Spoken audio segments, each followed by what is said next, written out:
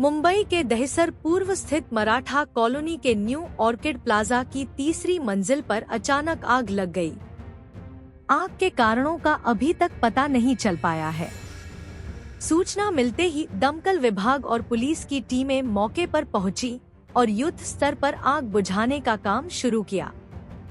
घटना में किसी की जान नहीं गई। हालांकि धुएं से प्रभावित एक महिला को बेहोशी की हालत में अस्पताल में भर्ती कराया गया है।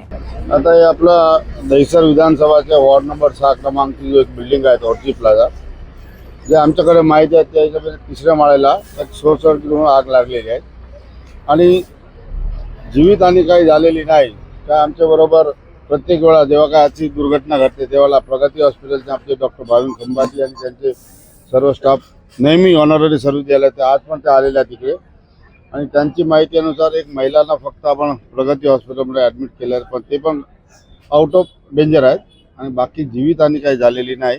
आता बाकी पुढे आमचे आमदार मनीषाताई चौधरीला आम्ही कळवलेलं आहे, ते पण बोलतील एक्झॅक्ट कारण काय आहेत आणि काय काय झालं आहे ते थोड्या वेळात आपल्याला फायर ब्रिगेडचे आपले जे अधिकारी आहेत आणि तेही आपले फायर ब्रिगेडचे दहिसरचे अधिकारी कळताना लगेचच 5-7 मिनिटांनी इकडे आले आणि आगला कंट्रोलमध्ये घेतलेली आहे आणि जीवितहानी काही झालेली नाही, ते एक सद्भाग्य आहे आणि बाकी पुढची कार्यवाही काय होतील ते आता आपल्याला वरिष्ठ पोलीस निरीक्षक आले होते दहिसरचे पाटील साहेब, कानाडे साहेब आपले फायर ऑफिसर इकडचे आहेत ते पण आहेत।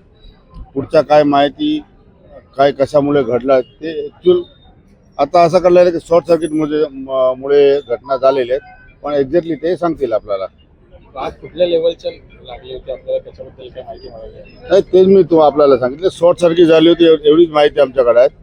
जीवितहानी झालेली नाहीत आणि आग कंट्रोलमध्ये आलेली आहेत, त्यामुळे काही एवढी मोठी हे काय घटना नसेल असा माझा मत आहे। तरी आपण फायर ऑफिसर जे आहेत आपले कानाडे साहेब त्यांनाही विचारू काय एक्झॅक्टली घडलेलं आहे, काय नुकसान वगैरे झालेलं आहे, कुठल्या माळ्याला काय झालं आहे ते आता आपल्याला डिटेल येतील।